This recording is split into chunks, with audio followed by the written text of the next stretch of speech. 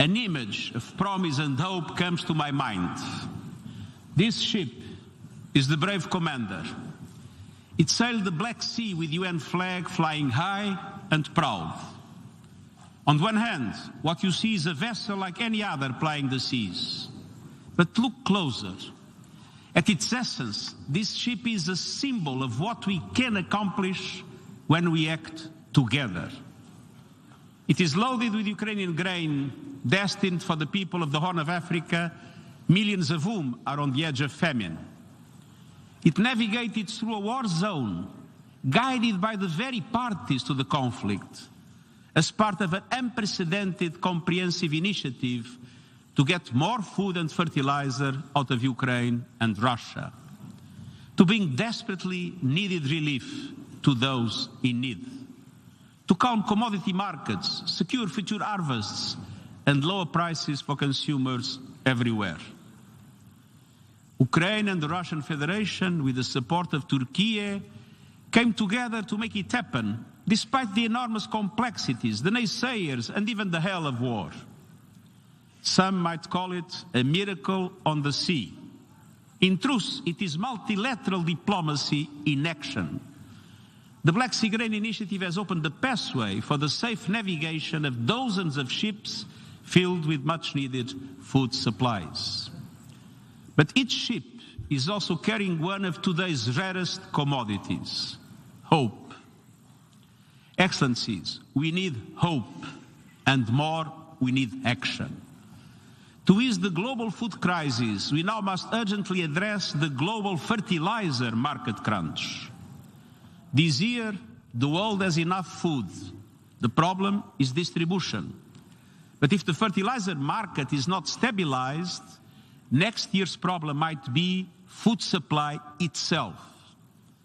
We already have reports of farmers in West Africa and beyond cultivating fewer crops because of the price or lack of availability of fertilizers. It is essential to continue removing all remaining obstacles to the export of Russian fertilizers and their ingredients, including ammonia. These products are not subject to sanctions, and we will keep up our efforts to eliminate indirect effects. Another major concern is the impact of high gas prices on the production of nitrogen fertilizers, and these must also be addressed seriously. Without action now, the global fertilizer shortage will quickly morph into a global food shortage. Excellencies, we need action across the board. Let's have no illusions. We are in rough seas. A winter of global discontent is on the horizon. A cost of living crisis is raging. Trust is crumbling. Inequalities are exploding. And our planet is burning. People are hurting, with the most vulnerable suffering the most. The United Nations Charter and the ideals it represents are in jeopardy. We have a duty to act, and yet we are gridlocked in colossal global dysfunction. The international community is not ready or willing to tackle the big, dramatic challenges of our age. This crisis threatens the very future of humanity and the fate of our planet. Crises like the war in Ukraine and the multiplication of conflicts around the globe, climates like the climate emergency and biodiversity loss, crises like the dire financial situation of developing countries and the fate of the Sustainable Development Goals, and crises like the lack of guardrails around promising new technologies to heal disease, connect people, and expand opportunity. In just the time since I became Secretary General, a tool has been developed to edit genes. Neurotechnology, connecting technology with the human nervous system, has progressed from idea to proof of concept. Cryptocurrencies and other blockchain technologies are widespread. But across a host of new technologies, there is a forest of red flags. Social media platforms based on a business model that monetizes outrage, anger, and negativity are causing untold damage to communities and societies. Hate speech, misinformation, and abuse, targeted especially at women and vulnerable groups, are proliferating. Our data is being bought and sold to influence our behavior, while spyware and surveillance are out of control, all with no regard for privacy. Artificial intelligence can compromise the integrity of information systems, the media, and indeed democracy itself. Quantum computing could destroy cybersecurity and increase the risk of malfunctions to complex systems. We don't have the beginnings of a global architecture to deal with any of these. Excellencies, progress on these issues and more is being held hostage by geopolitical tensions. Our world is in peril and paralyzed. Geopolitical divides are undermining the work of the Security Council, undermining international law, undermining trust and people's faith in democratic institutions, undermining all forms of international cooperation. We cannot go on like this. Even the various groupings set up outside the multilateral system by some members of the international community have fallen into the trap of geopolitical divides, like in the G20. At one stage, international relations seemed to be moving towards a G2 world. Now we risk ending up with a G-nothing. No cooperation, no dialogue, no collective problem solving. But the reality is that we live in a world where the logic of cooperation and dialogue is the only path forward. No power or group alone can call the shots. No major global challenge can be solved with a coalition of the willing. We need a coalition of the world. Excellences, aujourd'hui, je voudrais présenter 3 domaines dans lesquels cette coalition mondiale doit de toute urgence surmonter les divisions et agir de concert. Il s'agit en premier lieu de la mission fondamentale des Nations Unies, instaurer et maintenir la paix. Une grande partie de la planète continue d'avoir les yeux rivés sur l'invasion russe en Ukraine. La guerre a déclenché une destruction et des violations massives des droits humains et des droits humanitaires internationaux. Les dernières informations sur la découverte des sites funéraires à Izium sont extrêmement perturbantes. Des milliers de civils ont été tués. UN Secretary General Antonio Guterres speaking now at the UN General Assembly, switching languages as he speaks out about the war in Ukraine and its global ramifications, talking about the global food crisis and the need for hope, the need for action. His appeal to world leaders, also outlining the impact of high gas prices and talking about a winter of global discontent, a world in peril, a world paralyzed. Let's go back and hear more from the UN General Assembly. Stands at $32 billion, the widest gap ever. Upheaval abounds. In Afghanistan, the economy is in ruins. Over half of all Afghans face extreme levels of hunger, while human rights, particularly the rights of women and girls, are being trampled. In the Democratic Republic of the Congo, armed groups in the east are terrorizing civilians and inflaming regional tensions. In the Horn of Africa, an unprecedented drought is threatening the lives and livelihoods of 22 million people. In Ethiopia, fighting has resumed, underscoring the need for the parties to immediately cease hostilities and return to the peace table. In Haiti, gangs are destroying the very building blocks of society. In Libya, divisions continue to jeopardize the country. In Iraq, ongoing tensions threaten stability. In Israel and Palestine, cycles of violence under the occupation continue as prospects for peace based on a two-state solution grow ever more distant. In Myanmar, the appalling humanitarian, human rights, and security situation is deteriorating by the day. In the Sahel, alarming levels of insecurity and terrorist activity amidst rising humanitarian needs continue to grow. In Syria, violence and hardship still prevail. The list goes on. Meanwhile, nuclear saber-rattling and threats to the safety of nuclear plants are adding to global instability. The review conference of the Nuclear Non-Proliferation Treaty failed to reach consensus, and a nuclear deal with Iran remains elusive. But there are some glimmers of hope. In Yemen, the nationwide truce is fragile but holding. In Colombia, the peace process is taking root. We need much more concerted action everywhere, anchored in respect for international law and the protection of human rights. In a splintering world, we need to create mechanisms of dialogue and mediation to heal divides. This is why I outlined elements of a new agenda for peace in my report on our common agenda. We are committed to make the most of every diplomatic tool for the pacific settlement of disputes as set out in the United Nations Charter. Negotiation, inquiry, mediation, conciliation, arbitration, and judicial settlement. Excellencies, women's leadership and participation must be front and center, and we must also prioritize prevention and peace building.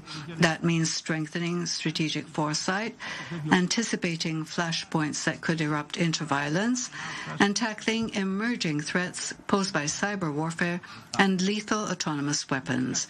It means also expanding the role of regional groups, strengthening peacekeeping, intensifying disarmament and non-proliferation, preventing and countering terrorism, and ensuring accountability.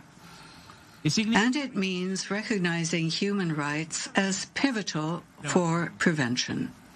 My call to action on human rights highlights the centrality of human rights, refugee, and humanitarian law.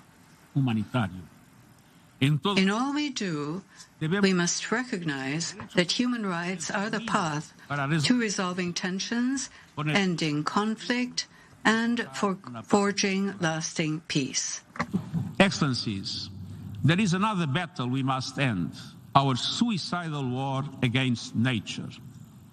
The climate crisis is the defining issue of our time, and it must be the first priority of every government and multilateral organization. And yet, climate action is being put on the back burner, despite overwhelming public support around the world. Global greenhouse gas emissions need to be slashed by 45% by 2030 to have any hope of reaching net zero emissions by 2050. And yet, emissions are going up at record levels, on course to a 14% increase this decade. We have a rendezvous with climate disaster. I recently saw it with my own eyes in Pakistan, where 1/3 of the country is submerged by a monsoon on steroids. We see it everywhere. Planet Earth is a victim of scorched earth policies. The past year has brought us Europe's worst heat wave since the Middle Ages. Mega drought in China, the United States and beyond. Famine stalking the Horn of Africa. 1 million species at risk of extinction. No region is untouched. And we ain't seen nothing yet. The hottest summers of today may be the coolest summers of tomorrow. Once-in-a-lifetime climate shocks may soon become once-a-year events. And with every climate disaster, we know that women and girls are the most affected. The climate crisis is a case study in moral and economic injustice. The G20 emits 80% of all greenhouse gas emissions. But the poorest and most vulnerable, those who contributed least to this crisis, are bearing its most brutal impacts. Meanwhile, the fossil fuel industry is feasting on hundreds of billions of dollars in subsidies and windfall profits, while households' budgets shrink and our planet burns. Excellencies, let's tell it like it is. Our world is addicted to fossil fuels, and it's time for an intervention. We need to hold fossil fuel companies and their enablers to account. And that includes the banks, private equity, asset managers, and other financial institutions that continue to invest and underwrite carbon pollution. It includes the massive public relations machine raking in billions to shield the fossil fuel industry from scrutiny. Just as they did for the tobacco industry decades before, lobbyists and spin doctors have spewed harmful misinformation. Fossil fuel interests need to spend less time averting a PR disaster and more time averting a planetary one. Of course, fossil fuels cannot be shut down overnight. A just transition means leaving no person or country behind. But it's high time to put fossil fuel producers, investors, and enablers on notice. Polluters must pay. And today I'm calling on all developed economies to tax the windfall profits of fossil fuel companies. Those funds should be redirected in two ways: to countries suffering loss and damage caused by the climate crisis, and to people struggling with rising food and energy prices. As you heard to the COP27 UN Climate Conference in Egypt, I appeal to all leaders to realize the goals of the Paris Agreement. Lift your climate ambition. Listen to your people's calls for change. Invest in solutions that lead to sustainable economic growth. And let me point to three. First, renewable energy. It generates 3 times more jobs. It's already cheaper than fossil fuels, and it's the best way to energy security, stable prices, and new industries. But developing countries need help to make this shift, including through international coalitions to support just energy transitions in key emerging economies. Second, helping countries adapt to worsening climate shocks. Resilience building in developing countries is a smart investment in a reliable supply chains, regional stability, and orderly migration. Last year in Glasgow, developed countries agreed to double adaptation funding by 2025. These must be delivered in full as a starting point. At minimum, adaptation must make up half of all climate finance. And multilateral development banks must step up and deliver. Major economies are their shareholders and must make it happen. Third, addressing loss and damage for disasters. It's high time to move beyond endless discussions. Vulnerable countries need meaningful action. Loss and damage are happening now, hurting people and economies now, and must be addressed now, starting at COP27. This is a fundamental question of climate justice, international solidarity, and trust. And at the same time, we must make sure that every person, community, and nation has access to effective early warning systems within the next 5 years. And we must address the biodiversity crisis by making the December UN Biodiversity Conference a success. The world must agree on a post-2020 global biodiversity framework, one that sets ambitious targets to halt and reverse biodiversity loss, provides adequate financing, and eliminates harmful subsidies that destroy ecosystems on which we all depend. And I also urge you to intensify efforts to finalize an international legally binding agreement to conserve and sustainably use marine biological diversity. We must protect the ocean now and for the future. Excellencies, the climate crisis is coming on top of other heavy weather. A once-in-a-generation global cost of living crisis is unfolding, turbocharged by the war in Ukraine. Some 94 countries, home to 1.6 billion people, many in Africa, face a perfect storm. Economic and social fallout from the pandemic, soaring food and energy prices, crushing debt burdens, spiraling inflation, and the lack of access to finance.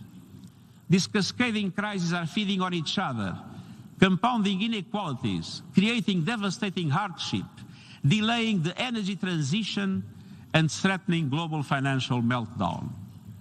Social unrest is inevitable, with conflict not far behind. And it doesn't have to be this way. A world without extreme poverty, want, or hunger is not an impossible dream. It is within reach. This is the world envisaged by the 2030 Agenda and the Sustainable Development Goals. But it is not the world we seem to have chosen. Because of our collective decisions, sustainable development everywhere is at risk. The SDGs are issuing an SOS. Even the most fundamental goals on poverty, hunger, and education are going into reverse. More people are poor, more people are hungry, more people are being denied health care and education. Gender equality is going backwards, and women's lives are getting worse, from poverty to choices around sexual and reproductive health to their personal security. Excellencies, developing countries are getting hit from all sides, and we need concerted action. Today, I'm calling for the launch of an SDG stimulus led by the G20 to massively boost sustainable development for developing countries. The upcoming G20 summit in Bali is the place to start. This SDG stimulus has 4 components. First, multilateral development banks, the World Bank and regional counterparts must increase concessional funding to developing countries linked to investments in the Sustainable Development Goals. And the banks themselves need more finance immediately. And then they need to lift their borrowing conditions and increase their appetite for risk so the funds reach all countries in need. Developing countries, particularly small island developing states, face too many obstacles in accessing the finance they need to invest in their people and their future. Second, debt relief. The debt service suspension initiative should be extended and enhanced. But we also need an effective mechanism of debt relief for developing countries, including middle-income countries in debt distress.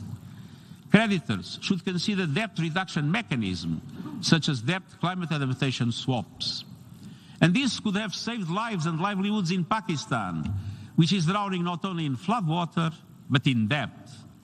Lending criteria should go beyond gross domestic product and include all the dimensions of vulnerability that affect developing countries. Third, an expansion of liquidity. I urge the International Monetary Fund and major central banks to expand their liquidity facilities and currency lines immediately and significantly. Special drawing rights play an important role in enabling developing countries to invest in recovery and the SDGs. But they were distributed according to existing quotas, benefiting those who need them least. We have been waiting for a reallocation for 19 months, and the amounts we hear about are minimal. A new allocation of special drawing rights must be handled differently, based on justice and solidarity with developing countries. Fourth, I call on governments to empower specialized funds like Gavi, the Global Fund, and the Green Climate Fund. G20 economies should underwrite an expansion of these funds as additional financing for the SDGs. Excellencies, let me be clear. The SDG stimulus I'm proposing is essential, but it is only an interim measure. Today's global financial system was created by rich countries to serve their interests many decades ago. It expands and entrenches inequalities. It requires deep structural reform. And my report on our common agenda proposes a new global deal to rebalance power and resources between developed and developing countries. African countries in particular are underrepresented in global institutions. I hope member states will seize the opportunity to turn these ideas into concrete solutions, including at the Summit of the Future in 2024. Excellencies, the divergence between developed and developing countries, between North and South, between the privileged and the rest, is becoming more dangerous by the day. It is at the root of geopolitical tensions and lack of trust that poison every area of global cooperation, from vaccines to sanctions to trade. But by acting as one, we can nurture fragile shoots of hope. The hope found in climate and peace activists around the world, calling out for change and demanding better of their leaders. The hope found in young people working every day for a better, more peaceful future. The hope found in women and girls living and fighting for those still being denied their basic human rights. The Hope found throughout civil society seeking ways to build more just and equal communities and countries. And the Hope found in science and academia, racing to stay ahead of deadly diseases and then the COVID-19 pandemic. The Hope found in humanitarian heroes, rushing to deliver life-saving aid around the world. The United Nations stands with them all. We know lofty ideals must be made real in people's lives, so let's develop common solutions to common problems, grounded in goodwill, trust, and the rights shared by every human being. Let's work as one, a coalition of the world, as United Nations. Thank you.